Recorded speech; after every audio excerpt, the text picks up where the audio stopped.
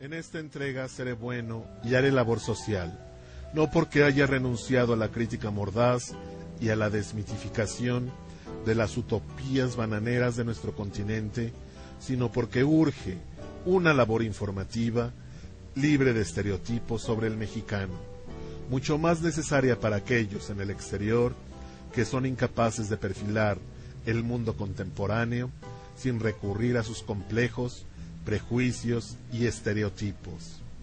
Esta labor social de la que hablo consiste en alfabetizar, aunque sea de modo mínimo, a los analfabetas funcionales que atiborran estos foros pretendiendo conocer la naturaleza y problemas de un país entero, en este caso México, a partir de sus limitados contextos de desarrollo.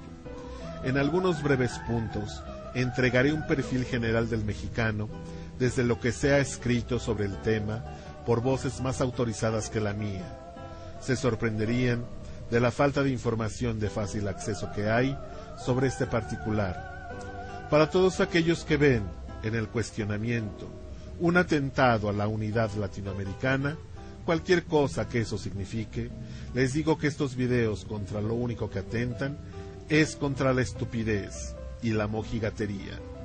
Quizá alguien podría preguntar: oye, Portobellini, ¿y no podrías alfabetizar sin darle un chicotazo a los analfabetas funcionales como de costumbre? Sí, tal vez, aunque de hacerlo, este video no sería lo mismo. Lo siento. Bien, comencemos. Para todos aquellos que han formado su imagen de los mexicanos a través de las telenovelas de Televisa, donde los ricos son guapos y los pobres también, pero los malos son feos, les informo que la realidad es más compleja, que no todo en la vida es reggaetón y que también existe la antropología. De haber leído un poco más al respecto, no tendríamos a tantos latinoamericanos boquiabiertos con el paisaje humano de Guadalajara en los Juegos Panamericanos, donde la realidad choca con la información mala vida que tenían sobre los mexicanos que, en sus pequeños mundos, o eran indígenas miserables o narcos desalmados con rasgos negroides. Por supuesto que lo malo no es ser indígena sino miserable, tampoco lo es tener rasgos negroides sino ser narco desalmado. Lo que sí es altamente desagradable y da quiquis es advertir semejante nivel de desinformación sobre un país tan complejo e importante como México, cuyo paisaje humano es infinitamente más rico e interesante. Si con esta visión del mundo pretenden los latinoamericanos ser el continente del futuro, estamos jodidos. El parentesco existente entre las palabras latinoamericano e ignorante es un vínculo que muchos se empeñan en conservar.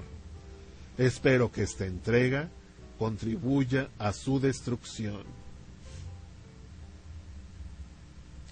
El genoma de los mexicanos habla de una mezcla única que podría confirmar lo que Vasconcelos llamó la raza cósmica.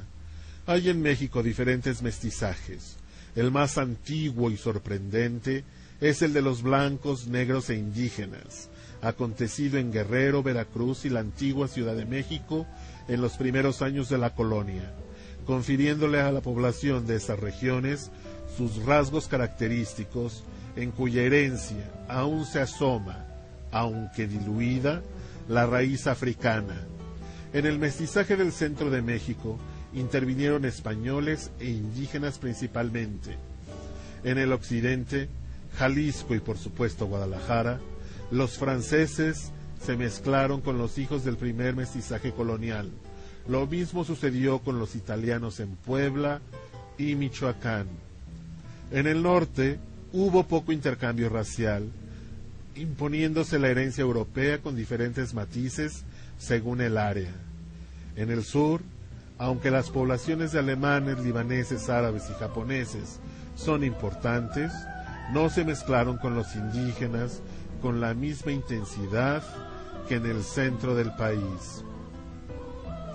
Podríamos decir que el México indígena se encuentra reducido básicamente en el sur y que paradójicamente esta raíz indígena que se considera la mitad de esta construcción nacional es la menos mexicana. Los indígenas jamás han renunciado a su identidad propia para adoptar el nuevo concepto de la mexicanidad que comparte la mayoría. Lo cierto es que el mexicano tiene muchas herencias raciales mezcladas a lo largo de los siglos, creando una nación con fuertes vínculos culturales y emocionales que le dan la categoría de potencia cultural con identidad propia. La intensidad del mestizaje en México no tiene parangón ni en el mundo, ni en América Latina, ni el racial, ni el cultural. ¿Verdad que hablar de los mexicanos no es tan sencillo? La compleja idiosincrasia del mexicano solo puede explicarse a partir de dos concepciones diferentes del universo, encerradas y confrontadas en un mismo cuerpo. Así el mexicano es, por momentos, español o europeo, e inmediatamente después afloran en él más de 5.000 años de historia indígena. En la memoria genética de éste se distinguen la guerra y la construcción de imperios como parte del ser. En este orden de ideas es conocida la predilección de los generales norteamericanos por los soldados de origen mexicano, a quienes consideran verdaderos guerreros. En la memoria histórica de este colectivo aún resuenan las voces de los dioses, del tlatoani, del rey, del virrey y de los emperadores. Por ello al mexicano le cuesta tanto perfeccionar su democracia. Hay quien dice que el sistema de gobierno natural para este pueblo es la monarquía imperial, que en evitarla el mexicano no ha hecho otra cosa que enredarse una y otra vez y perder el tiempo. El mexicano es, para muchos, el producto mejor acabado de un devenir imperial por ambas partes, empeñado en convertirse en un demócrata moderno, cueste lo que cueste. Así o más complicado.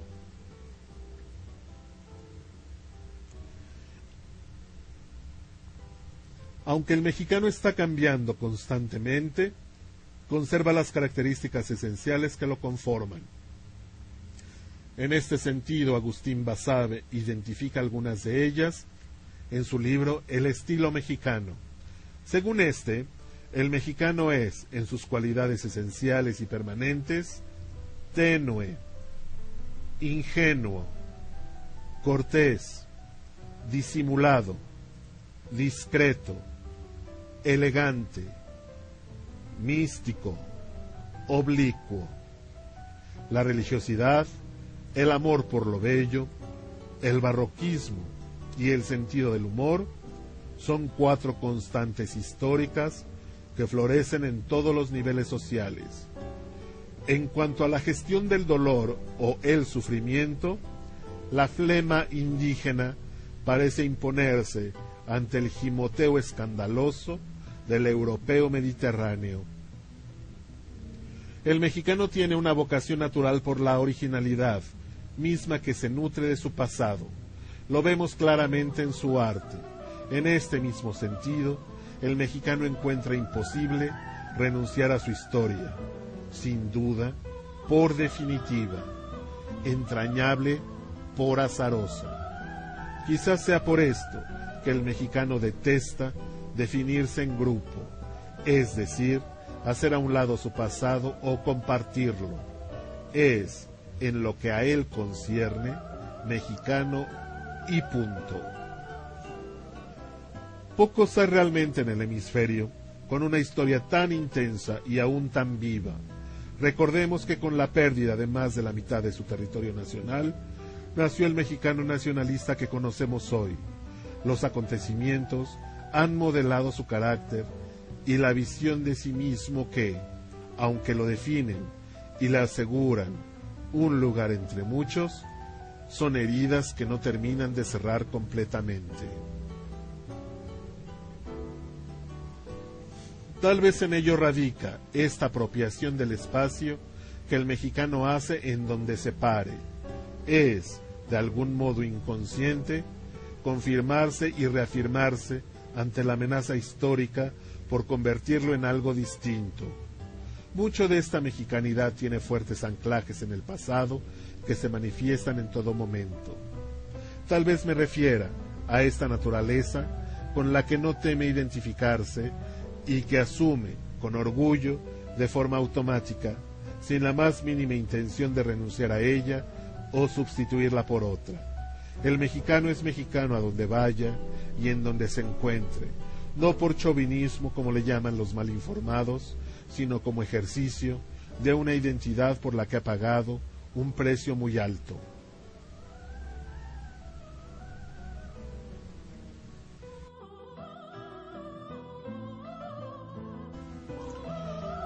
Te recuerdo que los videos de Portobellini son una provocación para el debate. Investiga sobre el tema y compártenos un comentario, que es a través de estos que construiremos la mejor versión de la realidad.